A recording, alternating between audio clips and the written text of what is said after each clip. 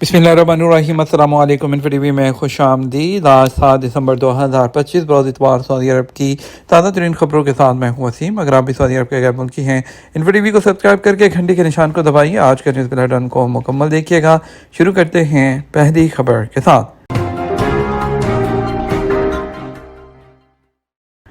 Saudi नायब वज़ीर ख़ारजा की दोहा फोरम 2025 में शिरकत। सऊदी नायब वज़ीर ख़ारजा इंजीनियर वलीद अल खरीजी ने वज़ीर ख़ारजा शहज़ादा फैसल बिन फरहान की नियाबत करते हुए दोहा फोरम 2025 में शिरकत की।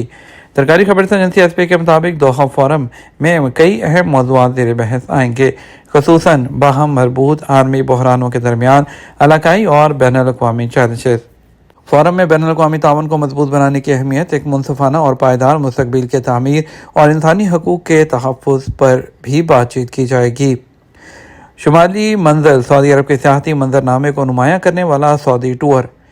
सऊदी अरब में मौजूद मुतनव्वे सियाहती मकामात को मुतारिफ कराने के लिए शुमाली मंजर के उन्वान से कम्युनिटी इनिशिएटिव का आगाज़ किया गया है, जो ऐसे लोगों के लिए है जो सफ़र और नए मकामात की तलाश में दिलचस्पी रखते हैं।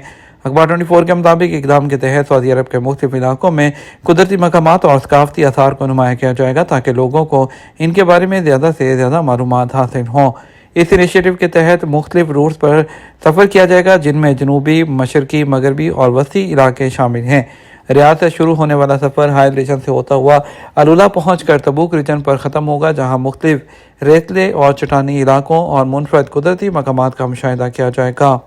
सऊदी अरब में एक हफ्ते में 11,148 गैर कानूनी तारकीन को गिरफ्तार कर लिया गया।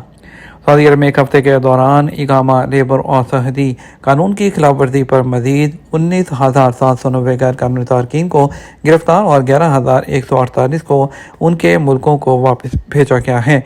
सरकारी खबर से एजेंसी एसपी के मुताबिक 27 नवंबर से 3 दिसंबर के दरमियान मजमूई तौर पर 12,252 अफराद को इकामा कानून, 4,384 को गैर कानूनी सरहद अबूर करने की कोशिश और 3,154 को कानून मेहनत की खिलाफ वर्जी पर गिरफ्तार किया गया।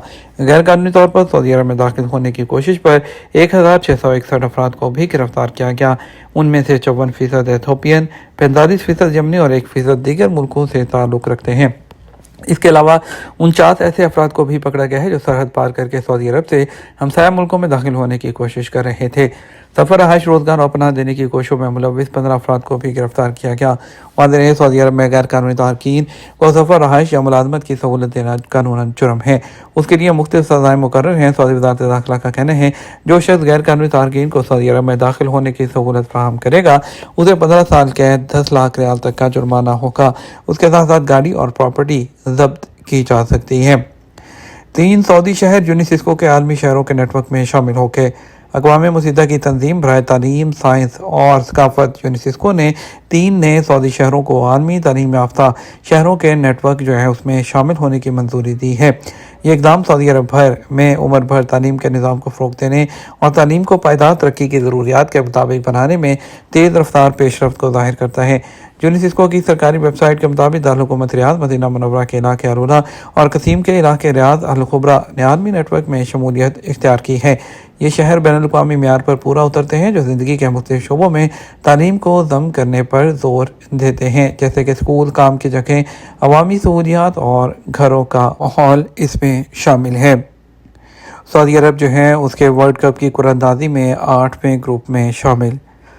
जुमा को जो है फीफा फुटबॉल वर्ल्ड कप 2026 की कुरानंदाज़ी हुई है, जो 11 जून से 19 जुलाई 2026 तक जो है अमेरिका, मेक्सिको और कनाडा में मुनक़्क़िद होगा। सबक वेबसाइट के मुताबिक तारीख में पहली बार ये टूर्नामेंट जो है 48 टीमों की शिरकत के साथ खेला जाएगा, जिन्हें 12 ग्रुप में तकसीम किया गया है और हर ग्रुप में 4 टीमें शामिल होंगी। अमेरिकी दारुल-हुकूमत वाशिंगटन में Kennedy centre for the performing arts में मुनक़्क़दा कुरानंदाज़ी के नतीजे में सऊदी अरब की टीम ग्रुप एच में स्पेन, यूरुग्वे और कैप वर्डी के साथ शामिल हुई है।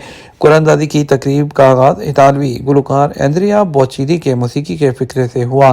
फीफा के सदर ने खैर मकदमी खिताब किया, जिसमें अमेरिकी सदर डोनाल्ड ट्रंप, मैक्सिको के खातून सदर और कनाडा के वज़ीर आज़म भी शरीक थे। और ग्रुप 1 में मैक्सिको, जनूबी अफ्रीका, जनूबी कोरिया और डेनमार्क और जो है आयरलैंड और चेक जमहूरिया शामिल हैं। और सऊदी अरब के ग्रुप नंबर 8 में स्पेन, यूरुग्वे, सऊदी अरब और केप वर्दे इसमें शामिल है।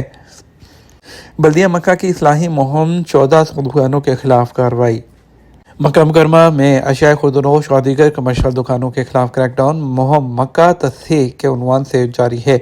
اخبار 24 کے مطابق جو ہے گزشتہ ایک ہفتے کے دوران اصلاحی مہم کے تحت 1400 دکانوں کے چالان کیے گئے۔ مہم کے تحت مختلف نوعیت کی خلاف ورزیاں ریکارڈ کی گئیں۔ تفتیشی ٹیموں کے ذمہ داران کا کہنا تھا کہ مکہ تصحیح کے عنوان سے شروع کی جانے والی اصلاحی مہم کے تحت ٹیموں نے 850 ورک شاپس کو سیل کیا، جبکہ 568 گودام جن کے لائسنس نہیں تھے انہیں بھی بند کر دیا گیا۔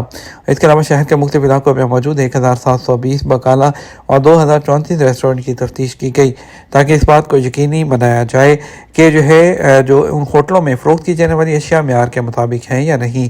بلدیہ کی ٹیموں نے کئی مقامات پر موجود فوڈ ٹرکس کا بھی معائنہ کیا، جبکہ 232 دکانوں کو اصلاح کے لیے نوٹس بھی جاری کیے گئے ہیں۔ بہترین سمارٹ عرب گورنمنٹ اپلیکیشن ایوارڈ توکلنا کے نام۔ سعودی عرب کی قومی اپلیکیشن توکلنا کو بہترین سمارٹ عرب ایکسیلنٹ ایوارڈ کا حقدار قرار دے دیا گیا۔ مصر میں ہونے والی لیگ آف عرب اسٹیٹس کے تحت ایکسیلنس ایوارڈ کے چوتھے سیشن میں ایوارڈ دیا گیا۔ ایس پی اے کے مطابق قاہرہ میں ہونے والے عرب گورنمنٹ ایکسیلنٹ ایوارڈ کے لیے مختلف اپلیکیشنز کو نامزد کیا گیا تھا، جن میں سب سے بہترین اپلیکیشن توکلنا کو قرار دیا گیا۔ اپلیکیشن کی بہترین کارکردگی اور صارفین کے تجربے اور سعودی عرب میں ڈیجیٹل سرکاری خدمات تک رسائی کو آسان بنانے کے ساتھ ساتھ اپلیکیشن کے استعمال میں آسانی اور 1100 سے زائد سروسز کی فراہمی کا بھی جائزہ لیا گیا۔ افغانیوں کو پاکستان کے پاسپورٹ کا اجراء معاملے کی تہہ تک کیسے پہنچے؟ پاکستان میں جعل سازی کے ذریعے افغان شہریوں کو پاکستانی پاسپورٹ جاری کرنے کے معاملے کو قومی طور پر سنگین مسئلے کے طور پر اجاگر کیا گیا۔ تحقیقات میں یہ انکشاف ہوا، اس نیٹ ورک میں کئی سرکاری افسران بھی ملوث تھے۔ یہ معاملہ اس وقت سامنے آیا جب سعودی عرب میں مقیم D G general directorate of passport کے ایک دوست نے ان کو اطلاع دی کہ بڑی تعداد میں افغان شہری سعودی عرب میں پاکستانی پاسپورٹ پر پہنچ چکے ہیں۔ اس حوالے سے D G passport and immigration نے بات کرتے ہوئے بتایا کہ جب میں نے چارج سنبھالا تو اس دن مجھے سعودی عرب میں رہنے والے ایک دوست جو پہلے پاکستان میں سعودی قونصل جنرل رہ چکے تھے، ان کا پیغام ملا۔ انہیں وہاں معلوم ہوا کہ مجھے ڈی جی مقرر کیا گیا ہے، چونکہ میں کراچی میں ڈی جی ساؤتھ میں تھا اور وہاں وہ قونصل جنرل کے طور پر خدمات انجام دے رہے تھے۔ وہ مجھے پہلے سے جانتے تھے۔ انہوں نے مبارکباد دی اور ایک تحفہ انہوں نے کہا کہ وہ بھیج رہے ہیں۔ میں نے سوچا کھجوریں یا زمزم ہوگا، مگر چند دن بعد ڈی ایچ ایل کے ذریعے کوئی ڈبے موصول ہوئے۔ جب ان میں کھولا تو 300 پاکستانی پاسپورٹ تھے۔ انہوں نے کہا، جب دوست سے سوال کیا تو انہوں نے بتایا کہ یہ وہ پاکستانی پاسپورٹ ہیں جو افغان شہریوں کو جاری کیے گئے تھے اور مزید بوریوں میں بھیجنے کے لیے تیار ہیں۔ میں نے اپنے ادارے سے پوچھا تو پتہ چلا کہ مجھ سے پہلے والے ڈی جی کے دور میں سعودی عرب سے ایک سرکاری خط آیا تھا۔ میں نے دریافت کیا کہ اس پر کارروائی کیوں نہیں کی گئی۔ جواب ملا کہ اس میں بڑا خطرہ تھا، پاسپورٹ کی بدنامی ہو سکتی تھی۔ ڈی جی پاسپورٹ نے کہا، میں نے اگر غلط طریقے سے پاسپورٹ بنے ہیں اور ہم اصلاحی اقدامات کر رہے ہیں تو ہمیں شرمندہ ہونے کی ضرورت نہیں۔ اگر ہم یہ معاملہ خود نہ کھولیں تو کل کوئی اسے اور اٹھا کر ہمیں مزید نقصان پہنچا سکتا ہے۔